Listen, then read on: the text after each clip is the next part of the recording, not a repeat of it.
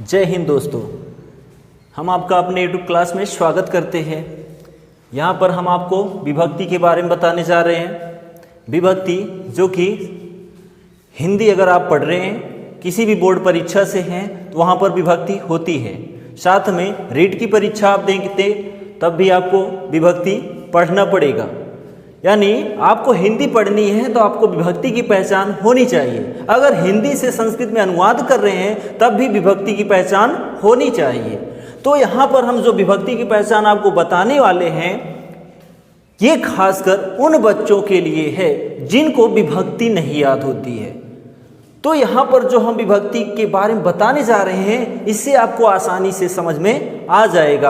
आपको विभक्ति याद करने की आवश्यकता नहीं होगी। बस इसी के जरिए आप पहचान पाएंगे कि इसमें कौन सी विभक्ति और कौन सा वचन लगा है।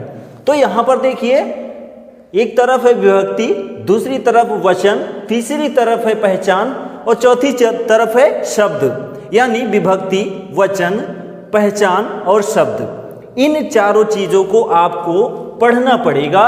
तो यहाँ पर हमारे अनुसार जो यहाँ पर दिखाया गया है वो क्या है, विभक्ति। यानी यहाँ पर जो दिख रहा है आपको, ये सब विभक्तियाँ हैं। इधर आपको एक, दुई और बहुवचन, यानी एक से एक वचन, तीन से जो है बहुवचन और दो से जो है द्विवचन।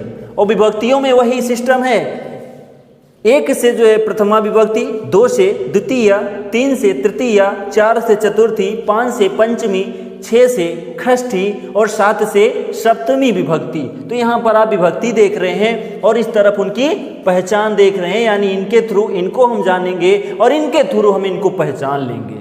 ठीक है, तो देर ना करते हुए हम वीडियो को स्टार्ट करते हैं। तो यहाँ पर देखिए, द्वितीय विभक्ति यानी दो से द्वितीय विभक्ति और एक वचन। तो द्वितीय विभक्ति का एक वचन कब होगा? जब किसी भी शब्द के पीछे, यानी किसी भी शब्द के पीछे अगर आपको अम दिखता है, जैसे प्रत्यय होता है ना, उपसर्ग जो होता है आगे, प्रत्यय जो होता है पीछे किसी के शब्द के। तो यहाँ पर किसी भी शब्द के पीछे अगर अम आपको दिखता है तो वहाँ पर द्वितीय विभक्ति का एक वचन होगा। जैसे कि यहाँ पर लिखा है सरितम। तो जो सरितम है, आप लास्ट में देख रहे हैं कि अम आ रहा है, बिल्कुल आ रहा है। तो यहाँ पर कौन सी विभक्ति होगी? द्वितीय विभक्ति का एक वचन होगा। दूसरा शब्द देखिए आप, द्वितीय विभक्ति का बहुवचन। तीन से क्या हमने बताया? बहुवचन। ठीक है, तीन ही वचन होते हैं, एक, दुई और बहु। तो यहाँ पर द्वितीय विभक्ति का बहुवचन कब होगा? जब किसी भी शब्द के अंत में आन लगा होगा। क्या लगा होगा? आन। तो किसी भी शब्द के अंत में अगर आन लगा है तो वहां पर द्वितीय विभक्ति का बहुवचन होगा। जैसे कि बालकान, बालकान, रामान, ठीक है, राजान। तो यहां पर क्या है? द्वितीय विभक्ति का बहुवचन, क्योंकि इसके लास्ट में आन लगा है, जैसे कि बालकान। ठीक है, आप पहचान सकते हैं, अनसॉल्व या किताब या कोई भी चीज उठाकर देख सकते हैं और समझ सकते हैं, हाँ ये सही है। तीसरा देखिए, तीसरा क्या है? तृतीय विभक्ति एक वचन। तृतीय विभक्ति का एक वचन कब होगा? जब किसी शब्द के अंत में आ, यानी बड़ा आ आया रहे, यानी बड़े आ की मात्रा आई रहे, या फिर उसमें एन आया रहे। बड़े आ की मात्रा या फिर एन आया रहेगा, तब जो है तृतीय विभक्ति का एक वचन होगा। वो शब्द जैसे कि यहां पर आप देख रहे हैं नामना। तो जो नामना है, नाम शब्द रूप है, तो इसमें नामना, तो लास्ट में आ रहा है। ठीक है, या फिर दूसरा शब्द है शर्वेण।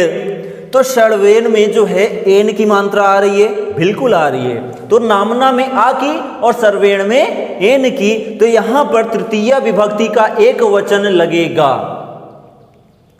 रामेण, यहां भी तृतीय विभक्ति का एक वचन। ठीक है, और राज्ञे, ठीक है, तो राज्ञे में यहां पर तृतीय विभक्ति का एक वचन नहीं लगेगा।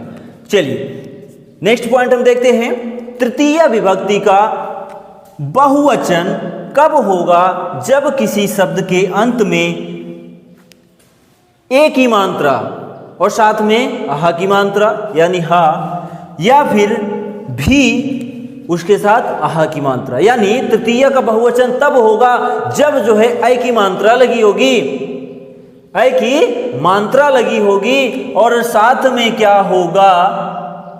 साथ में भी होगा, यानी ऐ लगा हो उसके साथ आहा की मात्रा और साथ में या तो भी हो, तो इन दोनों में से कोई भी हो सकता है। कब? जब तृतीय विभक्ति का बहुवचन होगा तब। तो यहाँ पर शब्द हमारा क्या है? बालकैः या फिर रामैः, ठीक है। तो यहाँ पर क्या है? फलैः, ठीक है। तो यहाँ पर क्या है? तृतीय विभक्ति का बहुवचन है। या फिर आप देख रहे हैं राजभी, भा से जो है जो भी शब्द है उसमें राजभी, फल भी, ठीक है। या फिर और शब्द हो सकते हैं। तो यहाँ पर जो है क्या है? तृतीय विभक्ति का बहुवचन कब? जब किसी शब्द के अंत में ऐ की मात्रा साथ में आहा या फिर भी लगा हो तो तृतीय विभक्ति बहुवचन कहलाता है। नेक्स्ट हम देखते हैं चतुर्थी विभक्ति का एक वचन। तो चतुर्थी विभक्ति का एक वचन कब होता है? जब किसी शब्द के अंत में एक ही मात्रा, ठीक है, जब किसी शब्द के अंत में एक ही मात्रा या फिर ऐ की मात्रा या फिर या। चतुर्थी विभक्ति का एक वचन तब होता है जब किसी के अंत में एक ही मात्रा लगी हो या फिर ऐ की मात्रा लगी हो या फिर या लगा हो अंत में, तब जो है वहां पर चतुर्थी विभक्ति का एक वचन होता है। जैसे कि यहां हम उदाहरण के रूप में देखें तो आत्मने, तो आत्मने में आप देख रहे हैं आत्मने में एक की मात्रा, सर्वस्मय में ऐ की मात्रा और रामाय में जो है या शब्द के अंत में आया हुआ है। इस वजह से यहां पर चतुर्थी विभक्ति एक वचन होगा। नेक्स्ट देखिए आप, पंचमी विभक्ति का एक वचन कब होगा? जब किसी भी शब्द के अंत में ता, वो भी हलंत के साथ या फिर आहा की मात्रा लगी रहेगी, तो वहां पर जो है पंचमी विभक्ति एक वचन होगा। जैसे सर्व इस्मात और साथ में जगतः। तो सर्व इस्मात में क्या है कि यहाँ पर ता लगा हुआ है, वैसे ही रामात, बालकात, विद्यालयात, यहाँ भी जो है पंचमी विभक्ति एक वचन होती है। और यहाँ पर जगतः, सरितः, परितः, ठीक है। तो यहाँ पर क्या है? पंचमी विभक्ति एक वचन है। कब? जब किसी शब्द के अंत में ता या फिर आहा की मात्रा लगी हो। नेक्स्ट बिंदु हम देखें तो छठा, तो सब षष्ठी विभक्ति का एक वचन कब होगा? तो षष्ठी विभक्ति का एक वचन तब होगा जब किसी शब्द के अंत में स्या या फिर आहा की मात्रा लगी होगी। तो किसी शब्द के अंत में स्या या आहा की मात्रा कब होगी? जैसे सर्वस्य और राज्ञः।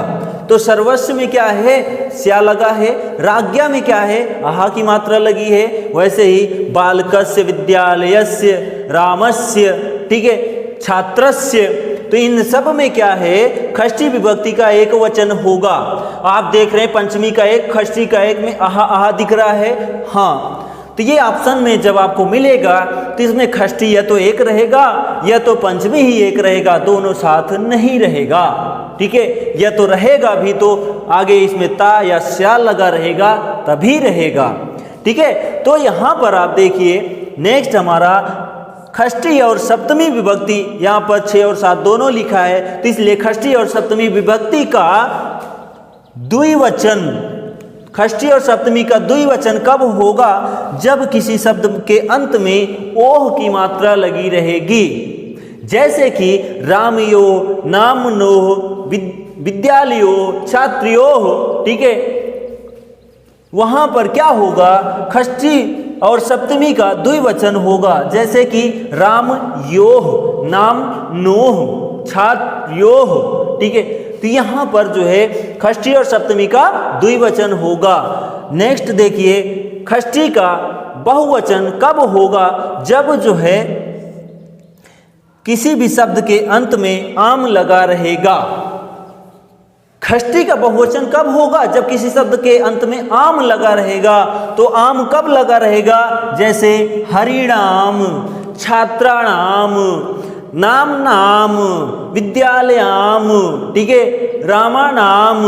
तो यहाँ पर क्या है? आम आम लगा है, इसलिए षष्ठी का बहुवचन होगा कब? जब किसी शब्द के अंत में आम लगा होगा और उसमें आप देखेंगे जो भी रहेगा उसमें राम लिखा रहेगा या फिर नाम लिखा रहेगा, ऐसा ही शब्द रहेगा। नेक्स्ट हम देखें सप्तमी विभक्ति का एक वचन कब होगा? जब किसी शब्द के अंत में याम या फिर ई लिखा रहेगा। ई का मतलब छोटी की मात्रा भी हो सकती है, और छोटी की मात्रा होती ही है, ई नहीं होता है। तो सप्तमी का एक वचन कब होगा? जब किसी शब्द के अंत में याम या फिर छोटी की मात्रा होगी। जैसे यहाँ लिखा है यस्याम और नामनी। तो यस्याम में क्या लिखा है? याम है, और नामनी में क्या है? ई की छोटी मात्रा है। तो यहाँ पर हमारा सप्तमी विभक्ति का एक वचन है। और जैसे नामनी हो गया, ठीक है, और तो यहाँ पर क्या है? सप्तमी विभक्ति का एक वचन है। नेक्स्ट हम लास्ट वाला देखते हैं। सप्तमी विभक्ति का बहुवचन कब होगा? जब किसी शब्द के अंत में शु लगा रहेगा। अब चाहे शु खटकोण वाले सा में हो या फिर सपेरे वाले सा में हो, वो शु ही रहेगा। वहाँ पर जो है क्या होगा? सप्तमी विभक्ति का बहुवचन होगा, कोई भी शब्द होगा तब, जैसे कविषु, जगत्सु, रामेषु, छात्रेषु, विद्यालयेषु, नामेषु, ठीक है। तो यहाँ पर क्या है? सप्तमी विभक्ति का बहुवचन जो कि शु पहचान है। और जो क्वेश्चन पूछा जाता है, यहाँ हमने जो बताया बहुत ही इंपॉर्टेंट था, इसको आप याद कर लेते हैं तो आपको समस्या विभक्ति में नहीं होगी। क्योंकि जो क्वेश्चन पूछता है एक वचन या बहुवचन से पूछता है, द्विवचन से बहुत कम ही पूछता है। आप प्रैक्टिस सेट उठा लीजिए और आप इसको याद कर लीजिए कि शायद है आपको कोई एक ही क्वेश्चन छूट पाए, नहीं तो आप 100 to 100 करके आएंगे जो आपको विभक्ति पहचान दिया रहेगा। तो ये जो हमने आपको बताया, आप इसका स्क्रीनशॉट आसानी से ले सकते हैं। तो यहाँ जो जानकारी दी आपको विभक्ति के बारे में, जो आपके कॉम्पिटिटिव एग्जाम या फिर यूपी बोर्ड या फिर कोई बोर्ड हो जिसमें हिंदी व्याकरण आता है, संस्कृत व्याकरण होता है, वहाँ विभक्ति अनिवार्य होती है। तो आप कब याद कर सकते हैं? इसको याद कर सकते हैं तो आप आसानी से लिख भी सकते हैं, पहचान भी सकते हैं। आपको विभक्ति याद करने की आवश्यकता नहीं है, क्योंकि विभक्ति यानी शब्द रूप आप कब याद करेंगे? बहुत सारे होते हैं, एक नहीं होता है। तो आप अगर इसको याद करते हैं, उन सब बहुत सारे को याद कर सकते हैं। इसके जरिए केवल हमको यही पहचानना है, उन सब में ये फॉलो होता है। तो आप इसको याद कर लीजिए। हम मिलेंगे एक अच्छे टॉपिक के साथ नेक्स्ट वीडियो में। तब तक के लिए हमें इजाज़त दीजिए। जय हिंद।